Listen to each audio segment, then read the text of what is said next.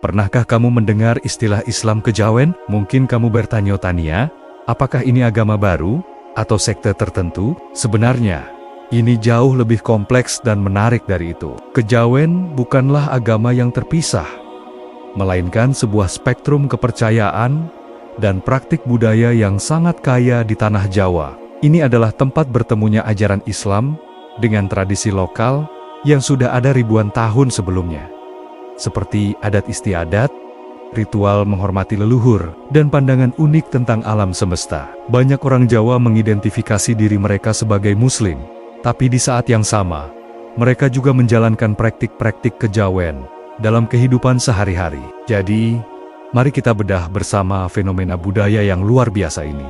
Untuk memahami Islam kejawen, kita harus mundur sedikit ke masa lalu, tepatnya ke abad ke-13 hingga ke-17. Pada periode inilah, Islam mulai menyebar. Di Pulau Jawa, proses penyebarannya tidak terjadi dalam semalam, dan tidak pula dengan cara paksaan. Para ulama atau penyebar agama di masa itu, yang kita kenal sebagai Wali Songo, sangat bijaksana. Mereka tidak memberangus budaya lokal yang sudah mengakar kuat. Sebaliknya, mereka menggunakan pendekatan akulturasi. Ajaran Islam disampaikan melalui media yang sudah akrab dengan masyarakat, seperti wayang, gamelan, dan tembang. Ajaran-ajaran tasawuf atau sufisme yang lebih menekankan pada aspek spiritual dan batiniah juga lebih mudah diterima dan menyatu dengan kepercayaan lokal yang sudah ada. Hasilnya adalah sebuah perpaduan yang harmonis, di mana nilai-nilai Islam diresapi ke dalam kerangka budaya Jawa. Inilah cikal bakal dari apa yang kita sebut sebagai Islam kejawen. Seiring berjalannya waktu, muncullah dua kutub utama dalam praktik keagamaan di Jawa. Di satu sisi, ada pendekatan sinkretis atau perpaduan, yang kita kenal sebagai kejawen. Pendekatan ini melihat tidak ada pertentangan antara menjadi seorang Muslim yang taat dengan melestarikan tradisi leluhur. Ritual seperti selamatan, nyadran, atau ziarah ke makam para wali dan leluhur dianggap sebagai cara untuk bersyukur kepada Tuhan, sekaligus menghormati para pendahulu. Di sisi lain, ada gerakan Puritan atau pemurnian yang ingin mengembalikan praktik Islam ke bentuk yang dianggap lebih murni sesuai dengan ajaran dari Timur Tengah. Gerakan seperti Muhammadiyah di awal abad ke-20 dan belakangan ini, gerakan Salafi mengajak umat untuk meninggalkan praktik-praktik yang dianggap bid'ah atau tidak ada contohnya dari zaman Nabi. Ketegangan antara dua kutub ini, sinkretisme dan puritanisme, terus berlangsung hingga hari ini dan membentuk dinamika kehidupan beragama yang sangat unik di Jawa. Lalu bagaimana dengan praktik ibadah seperti salat? Ini adalah salah satu aspek yang paling menarik. Di kalangan masyarakat Jawa, ada perbedaan antara identitas agama dan praktik ritual sehari-hari. Seseorang bisa dengan bangga menyatakan dirinya sebagai Muslim, namun mungkin tidak melaksanakan salat 5 waktu secara rutin. Bukan karena mereka tidak percaya, tetapi seringkali prioritas ritual mereka berbeda. Bagi sebagian penganut kejawen, ritual-ritual komunal seperti selamatan untuk kelahiran, pernikahan, atau kematian, serta ziarah kubur memiliki makna sosial dan spiritual yang sangat mendalam. Mereka melihat ini sebagai bentuk ibadah juga, cara untuk menjaga harmoni dengan sesama manusia, alam, dan Tuhan. Sementara syalat 5 waktu mungkin dianggap sebagai kewajiban yang lebih personal. Tentu saja, ini bukan generalisasi, karena banyak juga Muslim di Jawa yang menjalankan salat 5 waktu dengan taat, sambil tetap melestarikan tradisi lokal. Variasi ini menunjukkan betapa fleksibel dan beragamnya cara orang memaknai dan menjalankan agamanya. Dalam dinamika ini, peran pesantren dan para kiai sangatlah sentral. Pesantren, khususnya yang tradisional, adalah benteng utama dalam penyebaran ajaran Islam yang lebih terstruktur dan sesuai syariat. Para santri diajarkan Al-Quran, hadis, fikih, dan ilmu-ilmu agama lainnya secara mendalam. Dari sinilah lahir para ulama yang menjaga kemurnian ajaran. Namun, menariknya, banyak pesantren tradisional juga tidak sepenuhnya memusuhi budaya lokal. Para kiai seringkali menjadi figur yang dihormati, tidak hanya karena ilmu agamanya, tapi juga karena kearifannya dalam memahami budaya masyarakat sekitar. Mereka mampu menjembatani antara ajaran syariat yang ketat dengan tradisi kejawen yang sudah hidup di tengah masyarakat. Beberapa pesantren bahkan ikut menyerap dan melestarikan ansurenser lokal tertentu, selama tidak bertentangan secara fundamental dengan akidah Islam. Jadi, pesantren tidak hanya berfungsi sebagai lembaga pendidikan, tapi juga sebagai mediator budaya. Salah satu konsep penting dalam kejawen adalah manunggaling, Kaula Gusti, yang secara harfiah berarti bersatunya hamba dengan Tuhannya. Konsep ini sering disalahpahami sebagai penyatuan zat, padahal lebih merujuk pada sebuah pengalaman spiritual puncak, di mana seorang hamba merasa sangat dekat dengan Sang Pencipta, hingga seolah tiada jarak lagi. Ini adalah pencapaian batiniah yang dicari melalui laku prihatin, seperti puasa mutih, tapa brata, dan meditasi atau semedi. Tujuannya adalah untuk membersihkan jiwa dari nafsu duniawi, agar bisa merasakan kehadiran Tuhan secara langsung. Konsep ini sebenarnya memiliki kemiripan dengan ajaran tasawuf dalam Islam, seperti wahdatul wujud. Inilah bukti nyata bagaimana spiritualitas Jawa dan sufisme Islam bisa bertemu dan saling mengisi, menciptakan sebuah jalan spiritual yang khas dan mendalam. Selain ritual besar, praktik kejawen juga sangat kental dalam kehidupan sehari-hari. Misalnya, perhitungan hari baik atau petungan untuk menentukan tanggal pernikahan, pindah rumah, atau memulai usaha. Ini didasarkan pada kalender Jawa yang merupakan gabungan dari sistem penanggalan Saka, Islam, dan Barat. Ada juga tradisi weton, yaitu perhitungan hari lahir berdasarkan pasaran Jawa Pon, Wage, Kliwon, Legi, Pahing yang dipercaya bisa menggambarkan karakter dan nasib seseorang. Meskipun sebagian kalangan Islam Puritan menentang praktik ini karena dianggap syirik, bagi banyak orang Jawa, ini hanyalah bentuk ikhtiar atau usaha untuk mencari keselarasan dengan alam semesta, sebuah warisan kearifan leluhur yang patut dijaga. Mereka percaya bahwa Tuhan menciptakan alam dengan keteraturan, dan manusia hanya berusaha memahami keteraturan tersebut. Seiring modernisasi dan meningkatnya pengaruh gerakan Islam Puritan, banyak yang meramalkan bahwa kejawen akan pudar. Namun, kenyataannya tidak demikian. Kejawen menunjukkan daya tahan yang luar biasa. Alih-alih hilang, ia justru bertransformasi.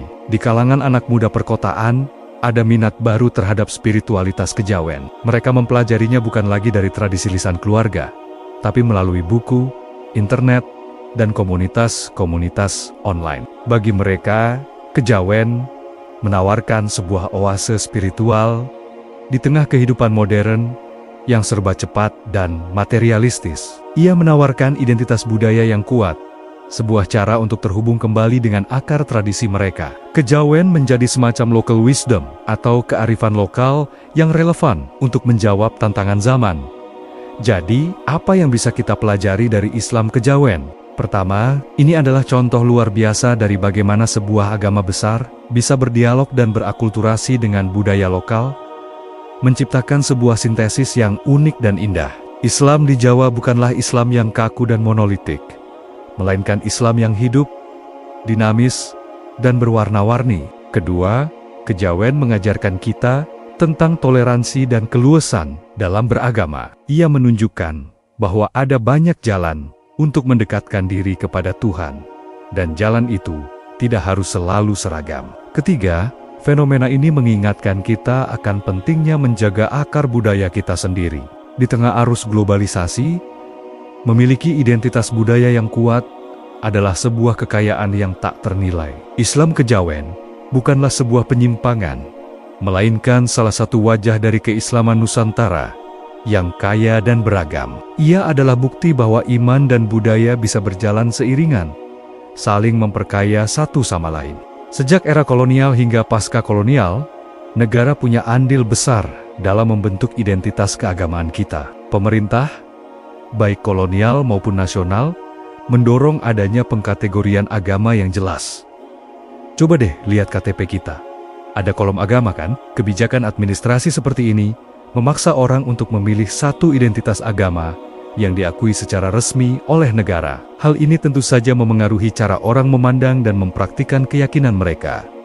termasuk mereka yang berada di persimpangan antara Islam dan tradisi kejawen. Banyak yang akhirnya memilih Islam di KTP, meskipun dalam keseharian mereka masih menjalankan ritual-ritual kejawen. Ini bukan soal kebohongan, tapi lebih ke strategi adaptasi dalam sebuah sistem yang menuntut identitas tunggal. Selanjutnya, mari kita bicara soal gender. Pernahkah kalian sadar siapa yang paling sering mengurus selamatan, upacara 7 bulanan, atau ritual-ritual peringatan kematian di keluarga? Seringkali, jawabannya adalah para perempuan. Ibu, nenek, atau bibi kita adalah penjaga utama tradisi. Merekalah yang memastikan ritual-ritual keluarga tetap berjalan. Inilah yang membuat praktik keagamaan tradisional seperti kejawen seringkali lebih hidup di ranah domestik atau di dalam rumah. Mungkin di satu sisi, praktik formal seperti salat 5 waktu tidak selalu konsisten dilakukan oleh semua anggota keluarga. Tapi ritual selamatan hampir tidak pernah terlewatkan. Ini menunjukkan bahwa perempuan memegang peranan krusial sebagai pewaris dan pelestari tradisi spiritual keluarga. Menjaga agar nilai-nilai leluhur tetap hidup dari generasi ke generasi. Kemudian, ada fenomena urbanisasi yang mengubah segalanya. Ketika orang-orang dari desa pindah ke kota besar untuk mencari pendidikan atau pekerjaan yang lebih baik, terjadi perubahan besar dalam perilaku keagamaan mereka. Mobilitas sosial ini menciptakan 2 jalur yang berbeda. Ada sebagian yang perlahan-lahan meninggalkan ritual-ritual kampung halaman mereka, mungkin karena dianggap tidak praktis, kuno, atau tidak sesuai dengan gaya hidup urban yang serba cepat. Mereka mungkin merasa lebih nyaman dengan identitas yang lebih modern dan rasional. Namun di sisi lain,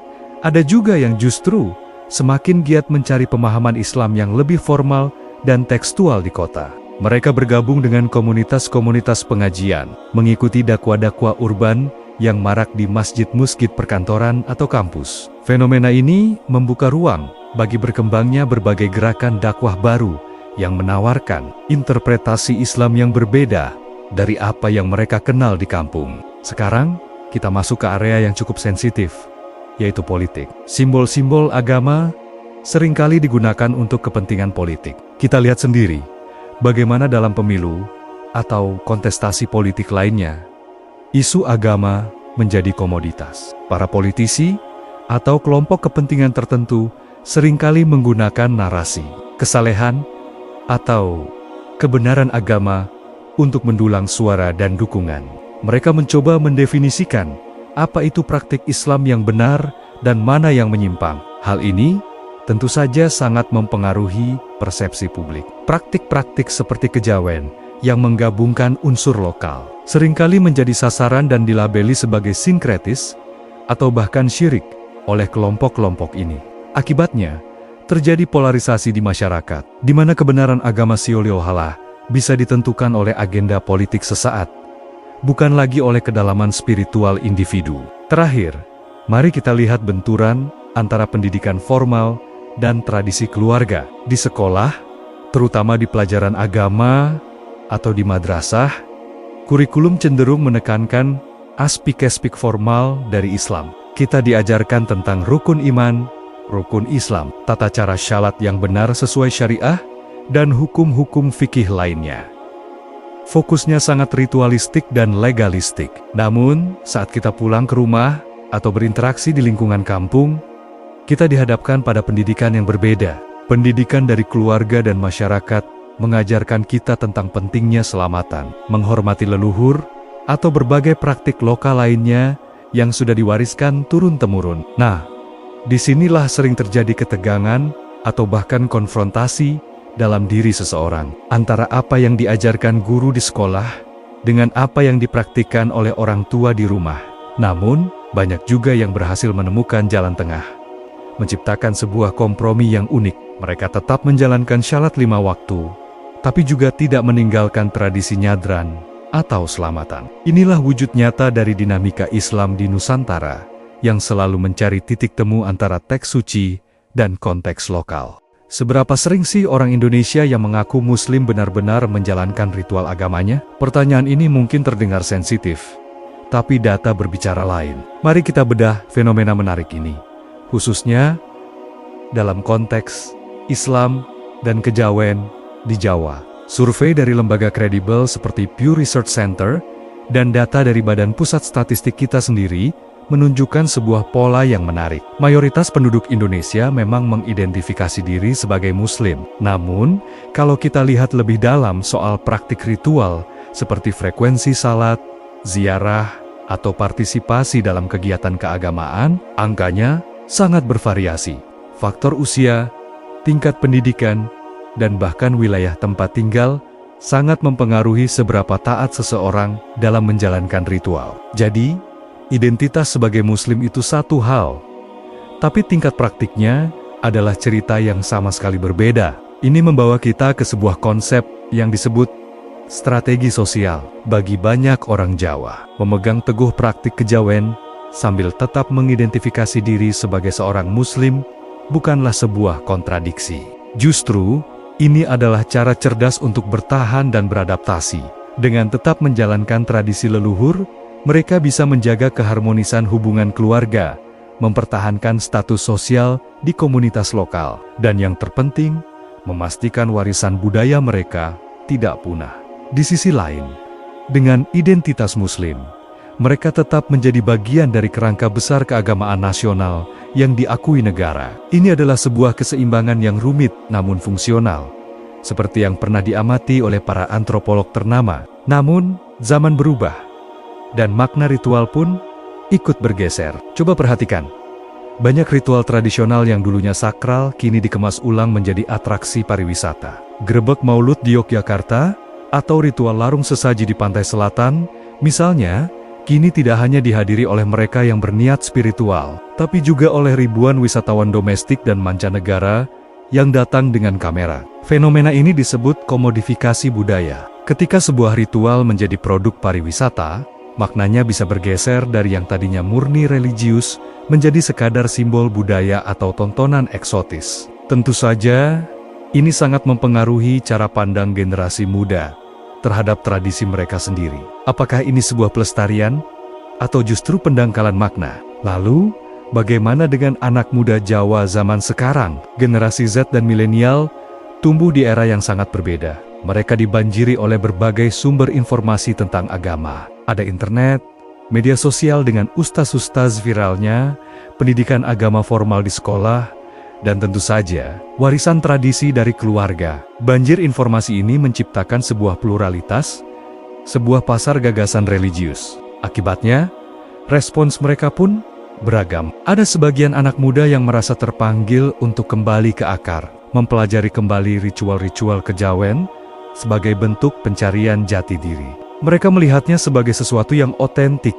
dan kaya makna. Di sisi lain, tidak sedikit juga yang justru bergerak ke arah yang lebih ortodoks, mengikuti pemahaman agama yang lebih murni dan tekstual seperti yang banyak diajarkan oleh pendakwah urban populer.